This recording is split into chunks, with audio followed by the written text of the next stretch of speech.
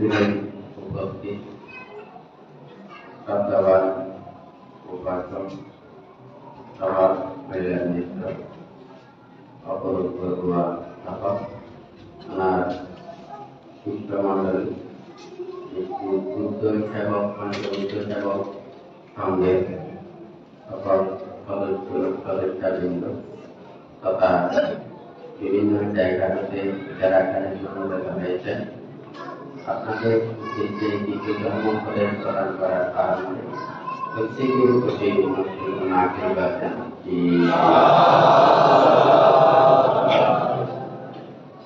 যে ধর্ম আদিতে কল্যাণ, মধ্যে কল্যাণ এবং পর্যবেক্ষণের কল্যাণ, যে ধর্ম আচরণের মাধ্যমে সকল প্রকার দুঃখ থেকে নিবৃত্তি লাভ করা যায়, এই ধর্ম শ্রবণের পূর্বে প্রত্যেকে চিরত্নের প্রতি শ্রদ্ধা উৎপন্ন করেন, কর্ম ও কর্মকর্মকে বিশ্বাস থেকে নীরবে ধর্ম শ্রবণ করুন।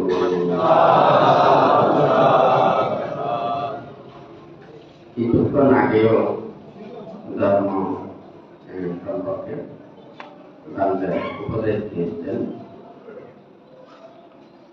চক্ষু এবং রূপের সাথে যেমন সম্পর্ক, মনের সাথেও ধর্মের সম্পর্ক। এই পৃথিবীতে যিনি অন্ধ হয়ে জন্ম নিয়েছেন, সে উচ্চশিক্ষায় শিক্ষিত হলেও মাস্টার্স কমপ্লিট করে ও উচ্চপড়া করেও ওর মনের মধ্যে যে দুঃখ রয়েছে সে জন্মান্ধ, সে দেখতে পায় না। অথচ তার আবেগ রয়েছে, সংবেগ রয়েছে। তাকে যদি জিজ্ঞাসা করা হয়, আপনি মাস্টার্স পাস করেছেন, অন্ধ কলেজের মধ্যে প্রফেসরি করেছেন, আপনার কর্তব্য, আপনার কথা অনেক কিছু আছে, আপনি এতগুলোতে সন্তুষ্ট নাকি আপনি চোখ ফেলে সন্তুষ্ট? ওই শিক্ষিত সেই প্রফেসরও কিন্তু তাহাতে সন্তুষ্ট না, কারণ ওই চোখ ফেলে সন্তুষ্ট। কারণ যাদের চোখ আছে সে এই পৃথিবীর রূপ রং বৈচিত্র্য এগুলো দেখতে পায় এবং এগুলো থেকে জ্ঞান উৎপন্ন করতে পারে। তাহলে এখানে যারা চোখে দেখতে পায় না, এই পৃথিবীর যত সৌন্দর্য, যত কিছু দর্শনজনিত জ্ঞান, এগুলো না পাওয়ার কারণে আর এইগুলো পৃথিবীটা অন্ধকার মনে হয়। ঠিক তদ্রূপেও আমাদের মন না থাকলেও ধর্মকে দর্শন করতে পারবো না। সেই জন্য বুদ্ধ মানুষ সেবা জানাতি, ধর্মের সেবা জানাতি বলেছেন। আমরা ধর্মকে দর্শন করতে চাই, ধর্ম উপলব্ধির বিষয়, মনকে দেখা যায় না। ঠিক তদ্রূপ ধর্মকেও দেখা যায় না। আবার মনকেও দেখা যায় যখন আমরা মন আমাদের নিয়ন্ত্রণে আসবে, তখন মনকে ধরতে পারবো, তখন এই ধরা মন দিয়ে ধর্মকে উপলব্ধি করতে পারবো, জানতে পারবো। সেই জন্য বুদ্ধ বলেছেন যে মানুষ সেবা জানাতি, ধর্মের সেবা জানাতি। মন দ্বারাই ধর্মকে উপলব্ধি করতে পারে, জানতে পারে। তাহলে আমরা সবাই ধর্মকে উপলব্ধি করতে চাই, জানতে চাই, বুঝতে চাই। আমাদের মন যত পরিষ্কার করতে পারবো, যত পরিশুদ্ধ করতে পারবো, মনের আলোচনাকে দূরীভূত করতে পারবো, তত বেশি সুস্পষ্টভাবে ধর্মকে দর্শন করতে পারবো। একটা ময়লাযুক্ত যে আয়না, সেই ময়লা আয়নাতে যেমন আমাদের যাহা কিছু প্রতিচ্ছবি, প্রতিছায়া আমরা সুস্পষ্টভাবে দেখতে পাই না, ঠিক তদ্রূপ ময়লাযুক্ত মনেও ধর্মকে দর্শন করতে পারে না। পরিষ্কৃত পানিতে যেমন, স্বচ্ছ পানিতে যেমন সুস্পষ্টভাবে দেখা যায়, ঠিক তদ্রূপ মনটাকে যে যত বেশি পরিষ্কার করতে পারবে, তত বেশি ধর্মকে উপলব্ধি করতে পারবে। দেখানোর সময় চিন্তা করেছেন কিভাবে মানুষদেরকে বুঝাবো, কিভাবে জ্ঞান লাভ করা যায়। বুদ্ধের সময় বুদ্ধের দেশনা শ্রবণ করতে করতে জ্ঞান লাভ করতেন। আজকাল ত্রিপিট বিশারদ হয়েও বুদ্ধের উপদেশ সবগুলো মুখস্থ করেও অনেক ক্ষেত্রে জ্ঞান লাভে বঞ্চিত হয়। অথচ বুদ্ধের দেশনা শ্রবণ করতে করতে তখন জ্ঞান লাভ করতেন, কারণ তারা বুদ্ধির প্রতি শ্রদ্ধান্বিত থাকে, তীরত্নের প্রতি শ্রদ্ধান্বিত থাকে। কারণ বুদ্ধ ধর্ম সঙ্গের প্রতি শ্রদ্ধা না থাকলে ওরা মুক্তির কথা আসবে। কেন আসবেন? কারণ বুদ্ধ সবসময় ত্যাগের কথা বলেন। তো বুদ্ধের প্রতি শ্রদ্ধান্বিত থাকলে তাহলে বুদ্ধের সেই ধর্মবাণী ত্যাগের কথা, ত্যাগের কথার প্রতিও তার শ্রদ্ধা ভক্তি বিশ্বাস থাকবে। যার কারণে সে শ্রদ্ধার দ্বারা বুদ্ধ যেভাবে আদেশ দিয়েছেন, উপদেশ দিয়েছেন, শিক্ষা দিয়েছেন, সেই শিক্ষাটা যথাযথভাবে পালন করে ওনারা জ্ঞান লাভ করে। তখন বাংতে এটাকে বোঝানোর জন্য বাংলা একটা উদাহরণ একটা নিয়েছেন। এটা কোনো বইতে ত্রিপিটকের মধ্যেও কিভাবে এটা সম্ভব। দেশনা শ্রবণ করার সাথে সাথে ওনারা কখন সমাধি লাভ করলো, কখন শ্রোতাপত্য হলো, কখন চক্রেগামী হলো, কখন অনাগামী হলো, কখন অরহত বলে প্রতিষ্ঠিত হলো, এটার মুহূর্ত করে খুঁজে পাবেন না। বুদ্ধের দেশনা শ্রবণ করার শেষ ওনারা জ্ঞান লাভ করেন, করতে করতে জ্ঞান লাভ করেন। অথচ বুদ্ধের দেশনা শ্রবণ করে দেশান্ত জ্ঞানের কোনো কিছু নেই, হয় নাকি না? এখন ত্রিপিটক পুরো মুখস্থ করে জ্ঞান লাভ করতে পারছেন। তার একটা তো কারণ আছে। তাদের একটার জন্য একটা উপমা দিয়েছে, একটা লোহাখণ্ড। সেই লোহাখণ্ডকে যদি একটা গলাতে চায়, এটা যদি মনে করেন 1 লক্ষ পাওয়ার ওখানে হিট দিতে হবে, বা 1 লক্ষ পাওয়ার হিটে সেই লোহাটা চলে যাবে। এখন আপনার হিটে যদি সেটা যদি 10,000 হয়, 15,000 হয়, 20,000 হয়, 30,000 হলেও সারাদিন এগুলো দিয়ে হিট দিলেও এটা গরম যাবে। তাহলে 1 লাখ পাওয়ার সেই হিটটা দিলে তাহলে এটা গলে যাবে। এটা যদি 2 লাখ পাওয়ার হয়, 1 কোটি পাওয়ার হয়, তাহলে তৎক্ষণাৎ নিমিষের মধ্যে এটা গলে যাবে। ওই এটা বোঝানোর জন্য আমাদের দৃষ্টান্ত এবং এই উদাহরণটা দিই। আমি বুদ্ধের প্রতি, ধর্মের প্রতি, সঙ্গের প্রতি শ্রদ্ধান্বিত হলাম। বুদ্ধই আমার শ্রেষ্ঠ সরল, ধর্মই আমার শ্রেষ্ঠ সরল, সঙ্গই আমার শ্রেষ্ঠ সরল। এই রকমের সরল বেঁধে রেখে আমি আর অন্য কোন সরলাপন্ন হতে পারছি বা পারবো না। আর এইটাই তো সর্বপ্রথম সেটা সাধায়া ধারাটি হোগা এই কথাটা বলেছেন। তাহলে এই শ্রদ্ধার দ্বারা বুদ্ধির যে কর্মপথ শিক্ষা উপদেশ প্রদান করেছেন, সেই কর্মপথেই ওনারা মানে চলার কারণে বুদ্ধের যে আদেশ দিয়েছেন, যে নীতি দিয়েছেন, যেই কথা বলেছেন, সেগুলোকে মনে প্রাণে বিশ্বাস করে অন্তরের মধ্যে ধারণ করতে পারে, সাথে সাথে জ্ঞান লাভ করতে পারে। কথাটা ঠিক নাকি বেশি? এখন আমরা বুদ্ধের কথাগুলোকে শুধু মুখের গুলি মনে করি, হ্যাঁ, কিন্তু আমরা আচরণ করতে পারি না, বিশ্বাস করতে পারি না। হ্যাঁ, তীরত্নের প্রতি শ্রদ্ধা, এটা হচ্ছে প্রথম বীজ, একটা ফাউন্ডেশনের মতো। তীরত্নের প্রতি শ্রদ্ধা নিয়ে তুমি আপনারা উপাসক হন। বুদ্ধং শরণাগচ্ছামি, ধম্মং শরণাগচ্ছামি, সংঘং শরণাগচ্ছামি। তীরত্নের প্রতি শরণাপন্ন হয়ে আপনারা উপাসক হন। যখন বুদ্ধির প্রতি অশ্রদ্ধা সম্পন্ন হবেন, ধর্মের প্রতি অশ্রদ্ধা সম্পন্ন হবেন, সঙ্গের প্রতি অশ্রদ্ধা সম্পন্ন হবেন, আপনি উপাসক উপাসিকা হবেন না, আপনি বৌদ্ধ হবেন না।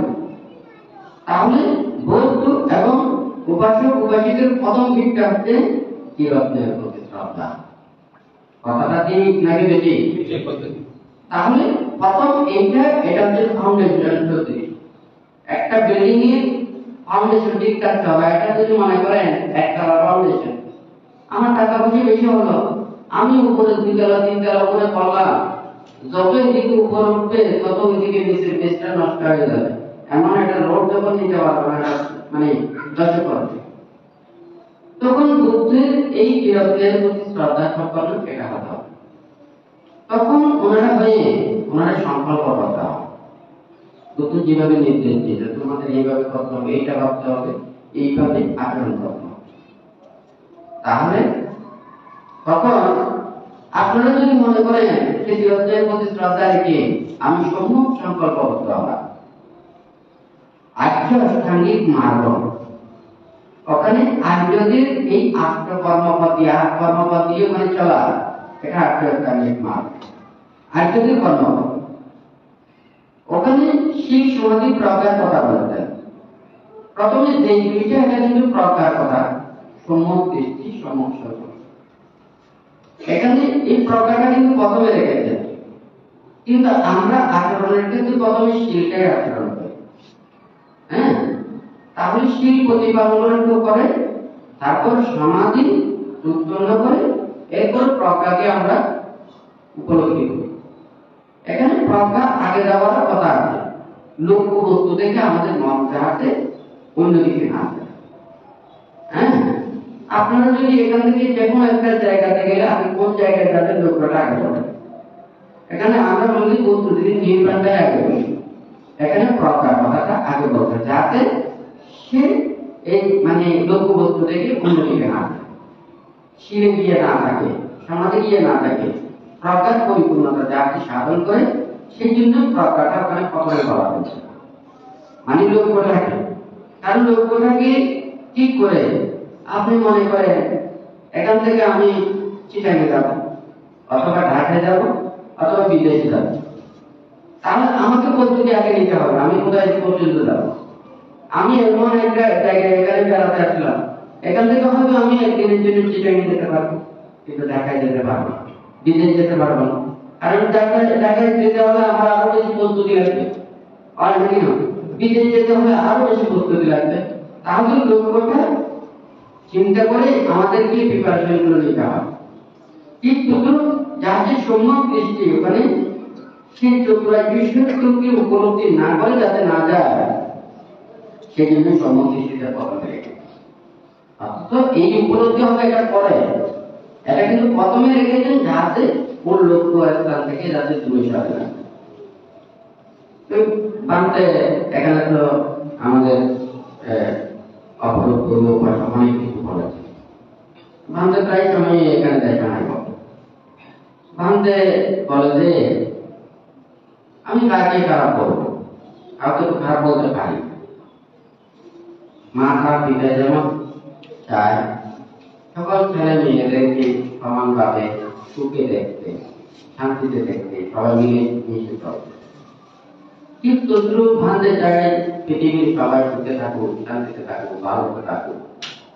আমি যদি পৃথিবীতে এসে মানুষদেরকে কিছু সদুপদেশ দিই, ভালো পথে যদি নির্দেশনা দিই, ধর্মবদ্ধ সে সবাই যদি সুখ লাভ করে, পৃথিবীতে আমরা এসেছি, আমরা পৃথিবীতে চিরদিন থাকবো না। যতদিন আমরা আছি ততদিন যদি পৃথিবীতে কিছু দিয়ে যেতে পারি, এটা হচ্ছে আমাদের সফলতা। আমরা কেউ কোনো কিছু নিয়ে যেতে পারবো না, তবে কিছু নিয়েও যাবো। সে নিয়ে যাওয়ার কি, আপনারা যেগুলো ভালো করেছেন সেগুলো আপনারা নিয়ে যেতে পারবেন, যেগুলো খারাপ করেছেন এগুলো ফেলে যেতে পারবেন না, সেগুলো কিন্তু সব আপনাদের সাথে ঢোকা যাবে, ভালোও যাবে খারাপও যাবে। তাহলে যারা মানুষেরা মনে করে আমি যতক্ষণ পর্যন্ত পৃথিবীতে আছি আমি পৃথিবীতে রাজত্ব করবো, আমার যা ইচ্ছে তা করবো, সবকিছু আমার, পৃথিবী আমার, কিন্তু পৃথিবী কারো না। যতদিন আমাদের বেঁচে আছে ততক্ষণ পর্যন্ত আমাদের পৃথিবী, যখন চলে যাবো পৃথিবীকে সবাই ছেড়ে ফেলে যেতে হবে।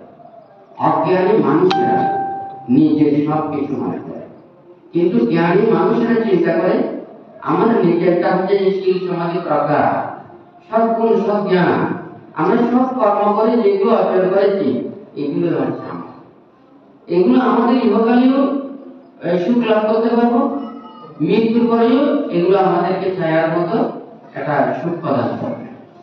আর নাকি না, আর যদি ভান্তে দেশে অনেক কিছু বলে আমরা মানব লোকে জন্ম নিয়েছি, মানুষের রূপ পেয়েছি, আমরা মানুষ হতে পারি না। আর যদি মানুষ হয়ে জন্ম নিয়ে যদি সবাই মানুষ হতাম, তাহলে আমাদের এত শিক্ষা রাখতো না, এত জ্ঞান রাখতো না, এত বিদ্যা রাখতো না, এত কিছু এগুলো অর্জন করতে হতো না।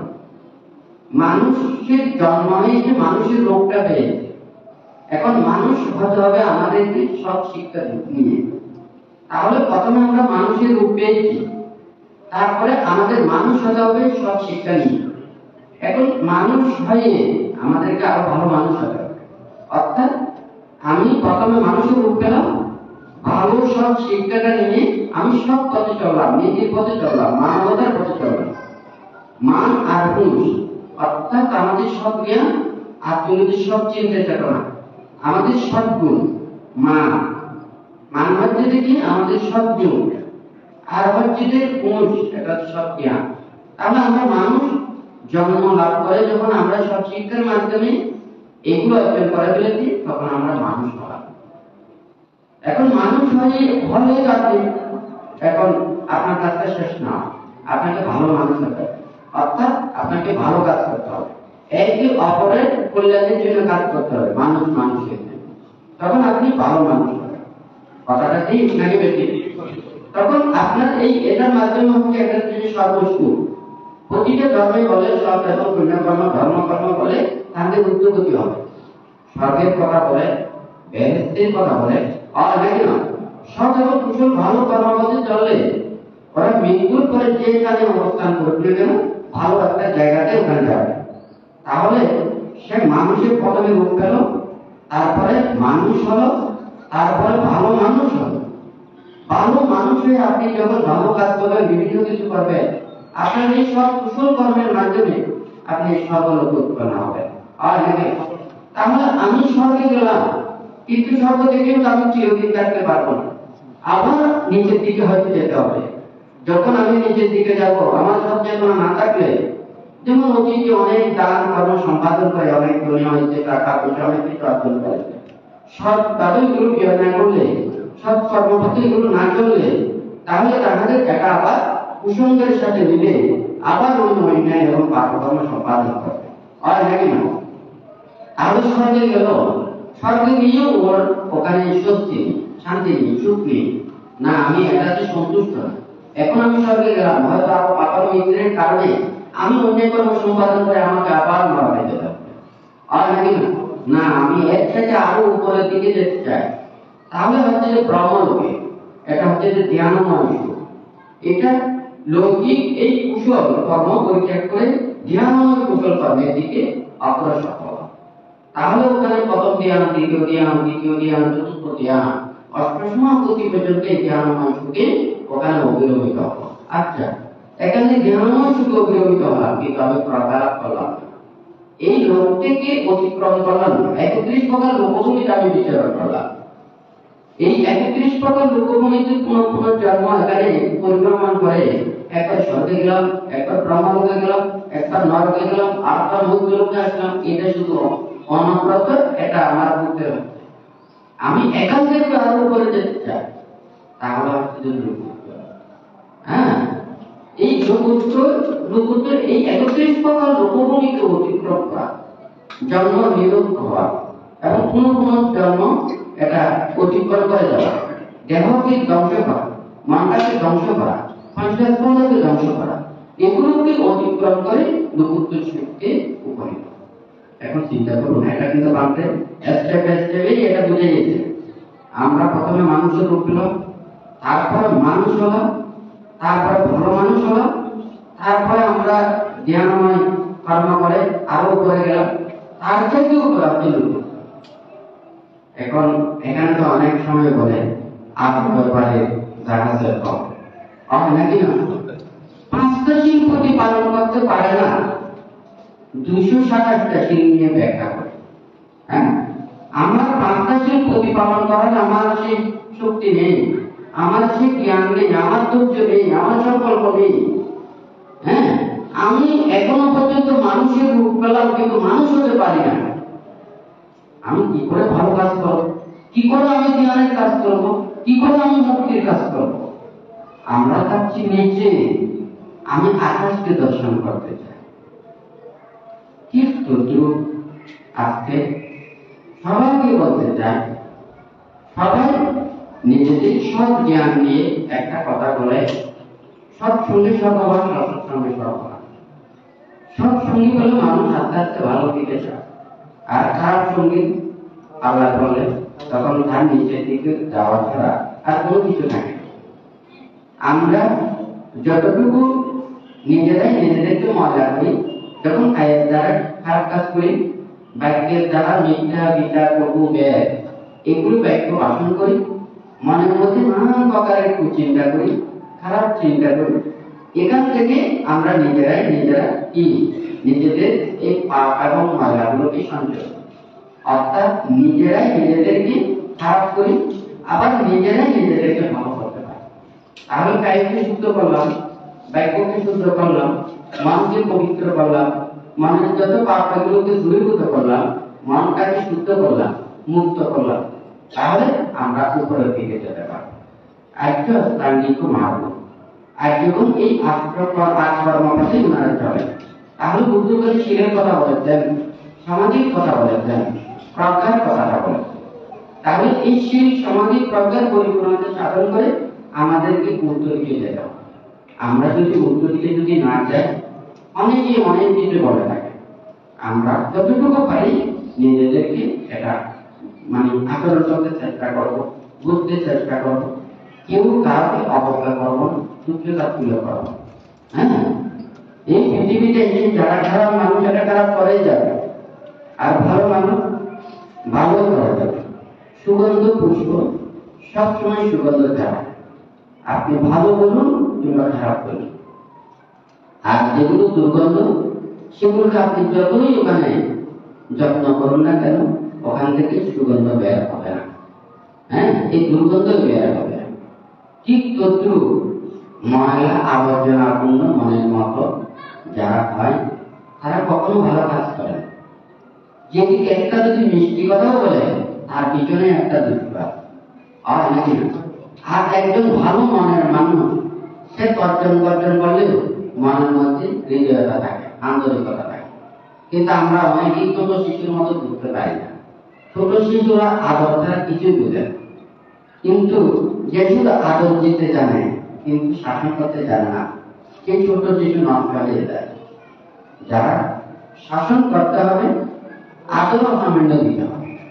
আদরটা হচ্ছে যে ওখানে ওষুধের সাথে মিক্সারের মতো, শাসনটাই হচ্ছে ওষুধ। কিন্তু আমরা শাসনটাকে যদি গ্রহণ না করে শুধু আদরটাই দিয়ে যায়, হ্যাঁ, তখন কিন্তু তার জীবনে কোনোদিন ভালো হবে। আমি কাউকে মায়া দেখাতে পারি না, সব কিছু দুঃখ দেখেও কিন্তু মায়া দেখাই না। একটা কারণটা কি? মায়া দেখালে দুর্বলতা আসে। যেমন মনে করেন আপনাদের প্রতিটা পরিবারের যদি কথাটা বলি, আপনাদের একটা দুর্বলতা কাজ করে, এটা হচ্ছে লজ্জা এবং ভয়, আর নাকি না কেউ আমাকে খারাপ করতে দিন। কিন্তু বুদ্ধ দেখুন, বুদ্ধ সবার এতগুলো মুক্তির জন্য চিন্তা করেও, সকল প্রাণীর জন্য চিন্তা করেও কারো ওখানে দয়া মায়া দেখায়। কেউ যদি শির বিনয় নিয়ম নীতি লঙ্ঘন করেন, সাথে সাথে তাকে বুদ্ধ বহিষ্কার করবে। উনি তো তখন বলতে পারতেন, এটা আমার শিষ্য, আমার কাছে এসে তাকে আমি একেবারে ওটা মাফ করে দিলাম, কিন্তু বুদ্ধ মাফ করে না। সেই কথাটা আমাদের বিনয়ের কথা এখানে বলতো। যেমন মনে করেন কোন ব্যক্তি যদি পারাধীনতাগ্রস্ত হয়, হ্যাঁ, তখন তিনি এই একটা যুদ্ধ, এই ত্যাগময় কর্ম সম্পাদন করে, এটা একটা মুক্তির জন্য যুদ্ধে পরাজিত পরাস্ত। একবার পরাস্ত হয়ে গেলে এটা আবার কোনো আর যেতে পারে। অর্থাৎ একজন ভিক্ষু যখন পারাজিতগ্রস্ত হবে, উনি আর এই ইহলোকের মধ্যে যতদিন মানব লোকে থাকবে, কোনো ভিক্ষু উনি প্রকাশ করতে পারবেন। অতটুকু উনার, যেমন মনে করেন উনি যদি একজন গৃহী হয়, গৃহীকে দিয়েছেন মাত্র 5টা শীত, তাহলে উনি 5টার পরে উনি এরপরে 8টা প্রতিপালন করবেন, এরপরে আবার উপরেরটা, এরপরে উপরেরটা। কেন ওটা দিয়ে ওনারা প্রকাশ করতে পারেন? যেমন মনে করেন একটা দাড়িপাল্লা, সেই দাড়িপাল্লা 10 কেজি ওজনের পর্যন্ত নিতে পারে। আপনি ওখানে 5 কেজি করে 500 বার নেবেন, 5000 বার নেবেন, ওই দাড়িপাল্লাটা ভেঙে যাবে। কথাটা ঠিক আছে নাকি? কিন্তু আপনি 10 কেজি থেকে বেশি নেবেন, এই দাড়িপাল্লাটা ফিরে যাবে, ভেঙে যাবে। আপনি যতটুকু প্রতিপালন করতে পারেন ততটুকু নেন। কারণ এর চেয়ে আপনি যদি মনে করেন ওখানে নিয়ে যদি সাংঘাতিক অপরাধ করে থাকেন, আপনার চিত্তের মধ্যে একটা বিতর্ক উৎপন্ন হবে। সেই বিতর্ক আপনি এই জীবন পর্যন্ত আপনি মন থেকে ফেলে দিতে পারবেন। সেই জন্য ওখানে পারামাত্রের কথা বলেছে। এখন কথাটা বুঝা যাচ্ছে? আমাদের শিল্পী নয়, আমাদের নীতিটা এটা সবাইকে জানতে হবে। যেমন সকল ধর্মের বিনয়গুলো, নিয়মগুলো ওনারা সর্বস্তরের মধ্যে বলেন। আমাদের ত্রিপিটকের মধ্যে এমন কোনো লেখা নেই ত্রিপিটকটা কেউ শিক্ষা নিতে পারবে না, কেউ অধ্যয়ন করতে পারবে না, কেউ এই জ্ঞান চর্চা করতে পারবে না, এই ধরনের কোনো কথা নেই। বুদ্ধের পরিনির্বাণের পর নালন্দা বিশ্ববিদ্যালয় থেকে শুরু করে অনেক বিশ্ববিদ্যালয় ছিল বৌদ্ধ ধর্মের দর্শন লক্ষ্য এবং উদ্দেশ্য নিয়ে যারা গবেষণা করতেন, যারা শিক্ষা নেওয়ার জন্য এই শিক্ষা অনুষ্ঠান প্রতিষ্ঠানে গিয়ে ওনারা জ্ঞান চর্চা করতেন। কথাটা ঠিক নাকি বেশি? তাহলে জ্ঞান চর্চার জন্য ওখানে আমাদের শিলের কথা থাকলো, বিনয়ের কথা ওখানে নেই, এই কথাটা ঠিক হবে? আপনারা যেমন যারা পালি শিক্ষা করেন ওখানে শিলের কথা বলেছেন, পুরো ত্রিপিটকের শিলের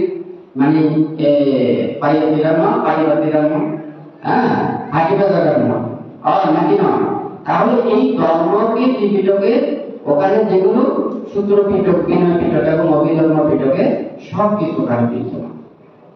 এখানে বিনয়ের মধ্যে যে ধারাগুলো রয়েছে, এই ধারাটা কিন্তু সবাইকে শিক্ষাটা নিতে হবে। কারণ এটা জানতে হবে, বলতে হবে। না জানলে না বললে আজকে এই প্রকার পরিহানি কেন? এই প্রকার পরিহানি হচ্ছিল ওখান থেকে যখন চিত্তের মধ্যে একটা বিতর্ক শুরু হয়। এই বিতর্ককে কিভাবে আপনি মীমাংসা করেন? যখন সে এইভাবে গুরুতর অন্যায় অপরাধ করে থাকে, যতদিন পর্যন্ত বেঁচে থাকবেন ততদিন পর্যন্ত মন থেকে এটা ফেলতে পারবেন। সেই জন্য প্রজ্ঞা থেকে বঞ্চিত হয়ে যায়। যেমন যেহেতু পুৎকল হলে ওনাদের যদি সব কল্যাণ মিত্রের যে সান্নিধ্য পায়, তখন কিন্তু ওনারা প্রজ্ঞা লাভে উন্নীত হয়। আবার যদি সে যেমন অকুশল কর্ম সম্পাদন করে, তখন কিন্তু এই প্রজ্ঞা হেতুটা নষ্ট হয়ে যায়। যেমন অজাতশত্রু যেহেতু পুত্র ছিল, ওই বিদ্রোহের কারণে সে প্রজ্ঞা লাভ করতে পারে না। তাহলে যেহেতু পুত্র ছিল দেবদত্ত পর্যন্ত লাভ করে, কিন্তু অকুশল গুরুকর্ম করার কারণে আবার কুশল গুরুকর্ম সম্পাদন করে। অর্থাৎ অষ্টসমাগতি হচ্ছে কুশল গুরুকর্ম, আর অকুশল গুরুকর্ম করার কারণে সেই কুশল গুরুকর্ম নষ্ট হয়ে গেল, অকুশল গুরুকর্মের বিভাগটা ভোগ করতে হবে। তাহলে যেহেতু পুৎকলের এটাও নষ্ট হয়ে গেল, আবার এই এটাও ধ্বংস হয়ে গেল। যাই হোক, আনতে চাই যে যতটুকুতে থাকে, আমরা সবাই চাই মুক্তির কর্মকথা আছে, যে যতটুকু পারে আপনারা পঞ্চশীল প্রতিপালন করেন, অষ্টশীল প্রতিপালন করেন, সময় হয়তো কিছুদিনের জন্য 10 শীল প্রতিপালন করেন, একটা প্রচেষ্টা। কিন্তু আপনি যদি অন্য কিংবা অপরাধ করে আপনি যদি মনে করেন না আমি এরকম করলাম, হয়ে আমি কিন্তু শীল বিনয় ভঙ্গ করলাম, ভঙ্গ হয়ে আবার তাপসে আবার হলাম, তাহলে আমি আবার ওইগুলো আমার আধ্যাত্মিক না, এটা কিন্তু আবার করতে হবে। অর্থাৎ কেউ কোনো বিজ্ঞ যদি ও প্রসঙ্গতা প্রাপ্ত হয়ে সাংঘাতিক যদি অপরাধ হয়, তবে ওখানে দুর্ঘট আপত্তি বা অন্যান্য যেগুলো নিম্ন আপত্তি আছে এগুলো নয়।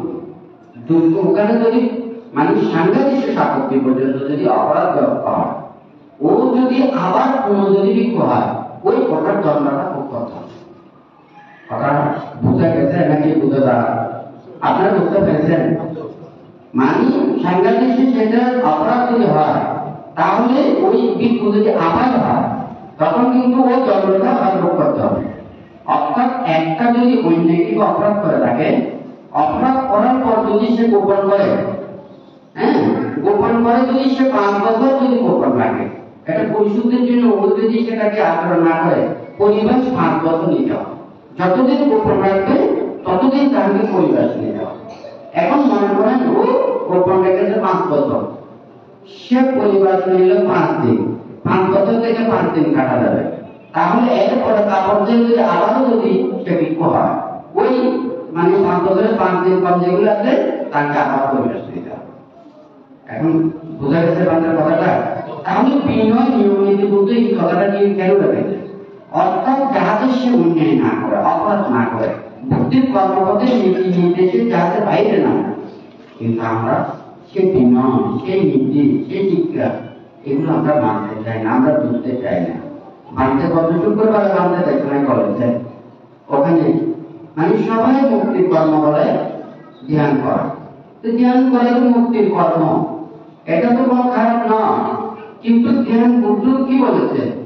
বুদ্ধ বলেছেন শান্তি পারমানন্দ প্রতিষ্ঠা। ধ্যানটা কি, সাধনা কি? তাহলে সেই ক্ষমা, ধৈর্য, এটাই হচ্ছে কি ধ্যান।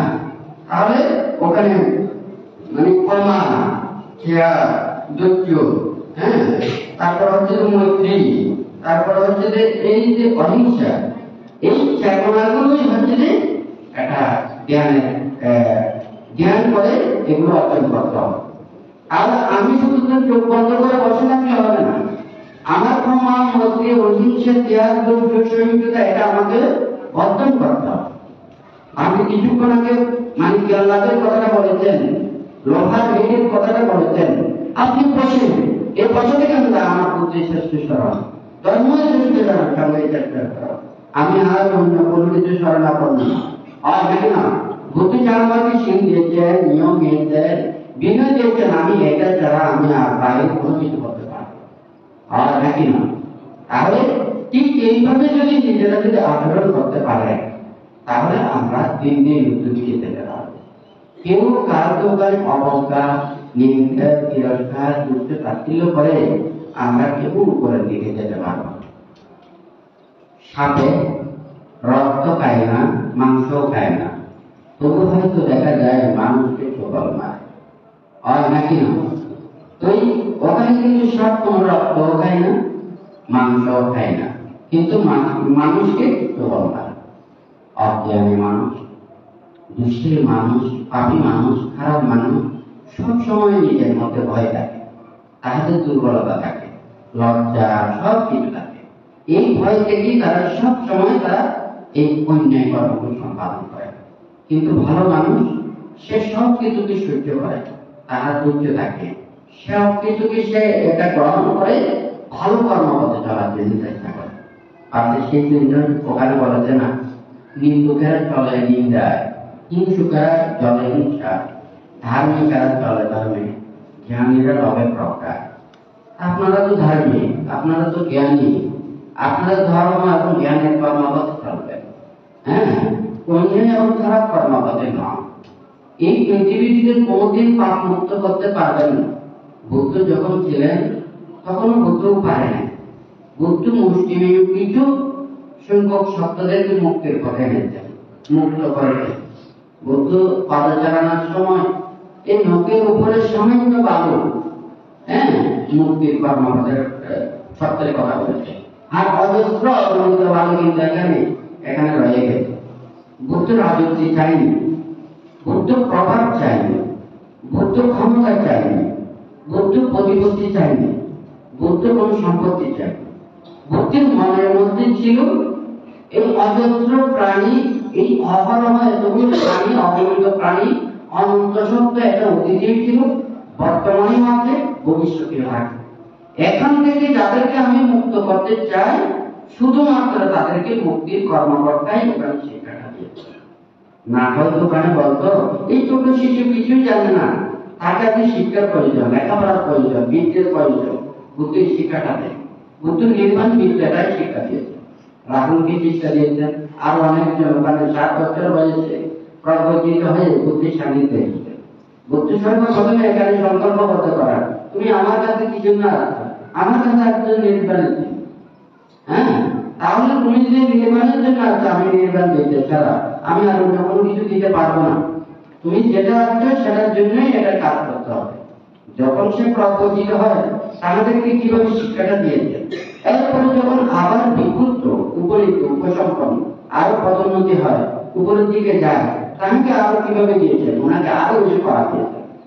হ্যাঁ, রুক্ষ মূলে সেনা সানা নিঃসায় পপাজ্জা, পুঁটি মুদ্রা বেশের নিঃসায় পপাজ্জা, পাঞ্চকুলের জীবন নিঃসায় পপাজ্জা, রুক্ষ মূলে সেনা সানা নিঃসায় পপাজ্জা। অর্থাৎ তুমি যে এখন উপসম্পদা প্রাপ্ত হয়েছো, তুমি এখন এই প্রবর্তিতকে কেন্দ্র বিক্ষুব্ধ উপনীত হচ্ছে, তোমার এখন আরো বেশি ঘনিষ্ঠ সম্পর্ক করতে হবে। এখন তুমি আল্লাহর কথা চিন্তা করতে পারবে না, তুমি বস্ত্রের জন্য চিন্তা করতে পারবে না, ওষুধপত্রের জন্য চিন্তা করতে পারবে না, বাসস্থানের জন্য চিন্তা করতে পারবে না।